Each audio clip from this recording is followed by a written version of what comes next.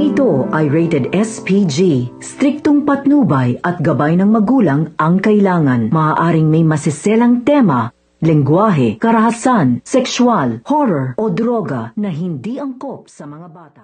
Nang papasok nga sa trabaho itong si Mang Rigor ay naringinggan nga niya ang mga tambay dito sa kanto ng Quiapo na habang nagiinuman ay siya nga ang pinag-uusapan dahil niya hindi nga daw siya isang marangal na pulis at sabi nga nito ni Rigor ay huwag daw pakialaman ng kanyang buhay kaya daw walang mararating ang mga taong ito dahil ito nga lang daw ang inaatuba at ang pagtambay. At pagkaalis nga nito ni Rigor ay agad naman dumating itong sila Tanggol. Buti nga at hindi sila nagkapang-abot. At ito naman si Tanggol ay patuloy pa rin ang pagbibigay ng tulong sa kanyang mga kababayan at sa pamilya na rin ng mga kanyang membro. At sabi nga nito ng mga kaibigan niya ay labis nga daw sila nagpapasalamat kay Tanggol dahil nakita at natulungan daw nila ang kanilang mga pamilya.